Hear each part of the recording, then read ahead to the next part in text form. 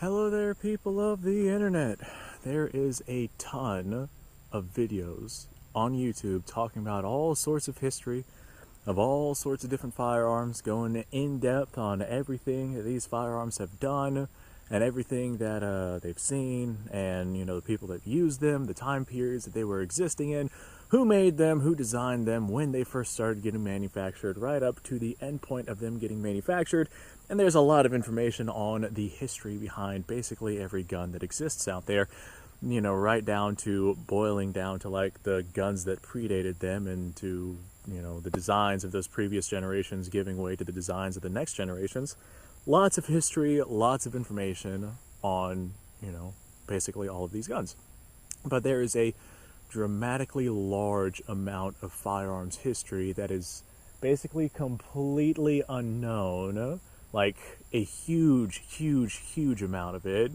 The stuff that we know about where these firearms went and what they did, and who developed them, and why they exist, and just all of the vast knowledge that we do know, that's just the absolute tip of the iceberg in comparison to the true, genuine history of what actually happened with some of these firearms.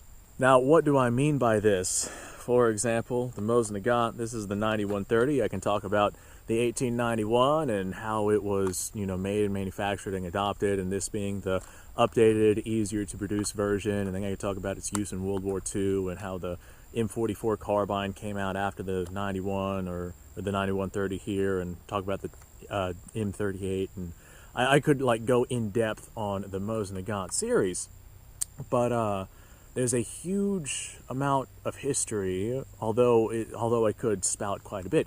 There's a huge amount of history about these rifles that goes completely unknown, simply because the only way that we could figure out what these rifles have gone through is if the people who use these rifles were to tell us the things that they've said and that they've done. And there's millions and millions and millions of these rifles out there that we simply have no idea what they've gone through, what they've done, what they've seen. For example, this right here is a Mosat 9130. Like I said, this particular one is a 1943 production. So, yeah, I know Russia was not doing very well back in 1943, and this Mosat may have gone through some stuff, or maybe it sat in a warehouse somewhere, or maybe it was, somebody's frontline first defense rifle while they were staying inside of a foxhole. Maybe somebody carried this across, Russia, all the way marching into Berlin. Maybe this right here marched across literal continents by, one single soldier on foot. Or maybe it was some truck drivers, that he kept in his cab, set up on the side of his cab so he had a rifle if he ever needed it. Or maybe it was in a warehouse that was not being used. I mean, there's no way to really tell with these rifles. I do know of, well, since this is a 1943 manufacturer, nothing that happened before 1943, meaning like 1942 and earlier or later, 1942, 1941, 1940, etc., in that direction of that timeline. This right here could not have gone through any of those things simply because this was not made until 1943. So, yeah, that does give us a couple of limitations onto what the rifle may or may not have gone through, because there's a lot that happened for World War II leading up to 1943, but everything beyond that 1943 mark is literally just fair game. We have no idea what this thing has gone through. Now, there are some clues that will kind of point us in the right direction. This being an Ishvesk made, it doesn't have the what would you call it? The substantial number of markings that you would normally see on a Mosin. I know that the Russians during the war tried to make Mosins as quick as possible, so they really simplified a lot of production, and that includes what they stamped onto their receivers. And we got the Soviet crest on here, 1943, Ishvesk serial number, and a couple of proof marks, and that looks like it in comparison to some other more in-depth information that we would see on the receivers of some certain Mosins. So we can look at that, and that would kind of key us into the time period for when these Mosins were being made, and what era of 1943 that we would see them at.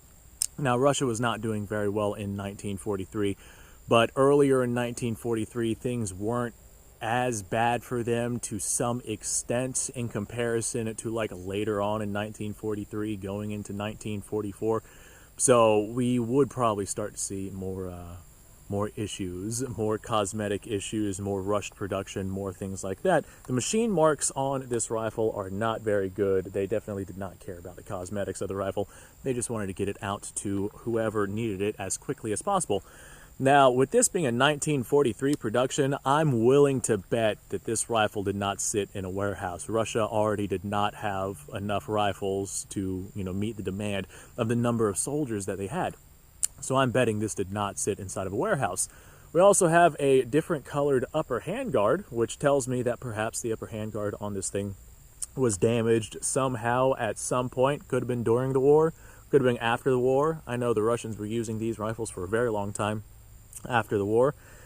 There's no way to really know, there's no way to really tell, and that is just a piece of history behind this rifle that we will simply never know. Now, that being said, this rifle, although it is like 80 years old now, it's probably going to continue to exist, beyond my lifetime, going into the next person's lifetime who ends up inevitably getting this. And, well, although I don't know the history behind this rifle simply because it has been documented, the history of what I've done with this rifle has been documented. So 100 years from now, whoever has this will be looking at my old videos and they're going to be like, yeah, this is that Mosin from this guy's videos. And he used it for a good number of purposes for his videos or for practical applications.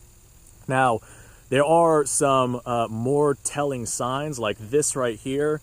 The upper handguard, there's no way to really know or really tell with what was going on with this. So, yeah, we're very limited on the information that we have with that. But if we break out something like this right here, this is a Cavalry Carbine. This is a, you guys have seen this one on the channel before. Chambered in 6.5. This is a Terni, T-E-R-N-I. I think that's how that's pronounced. And this particular one was manufactured in 1937.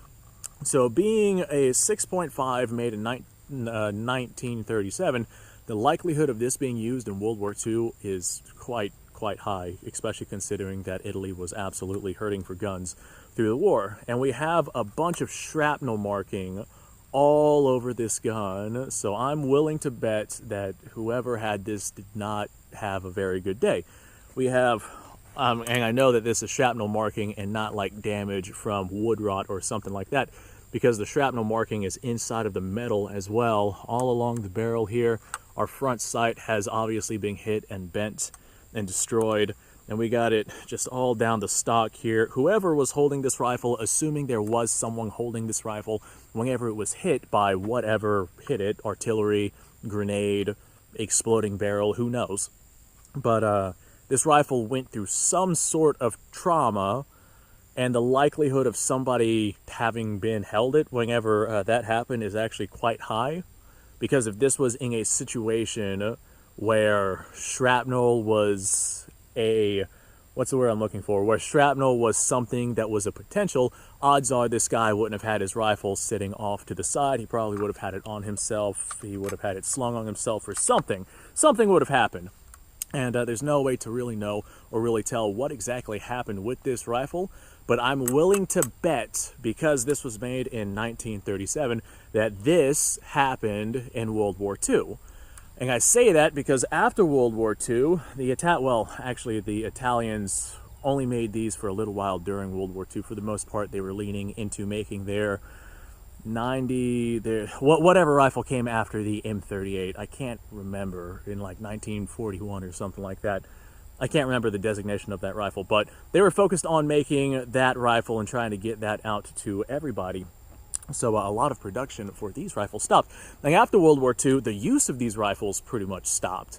Of course, they were going to be used by various countries all around the world for various different purposes. But this one right here, this one in particular, actually came from an Italian warehouse whenever the Italians surplused their firearms. So this one did not go out to another country. It came from Italy, It was made before World War II, and after World War II, these Cavalry Carbines weren't really used by Italy for any real significant reason. So whatever happened with this, don't know what happened, but it likely happened in World War II.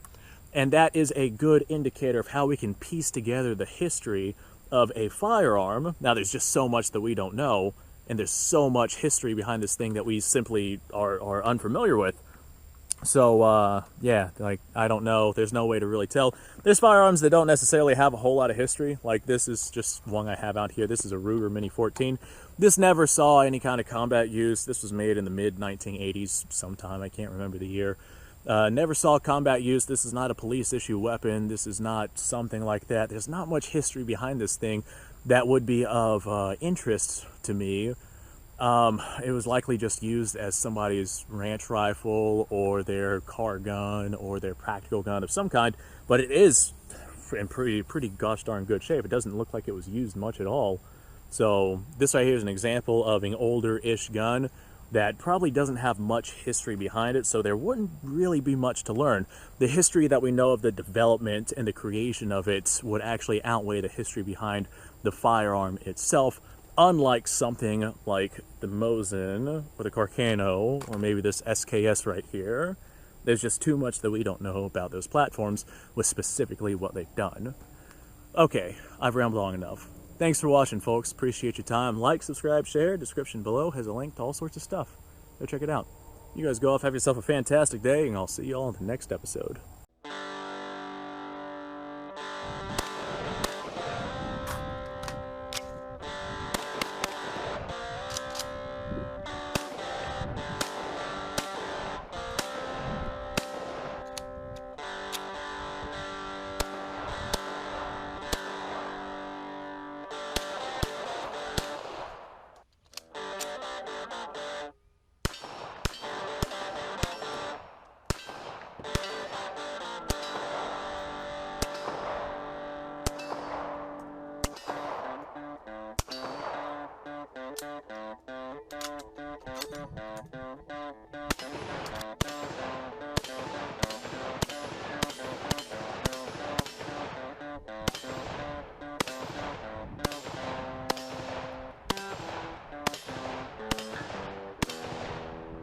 Been a little while since I've done this.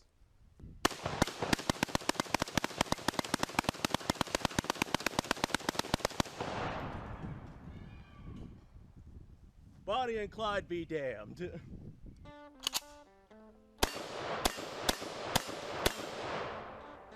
Poor man's Garen. It's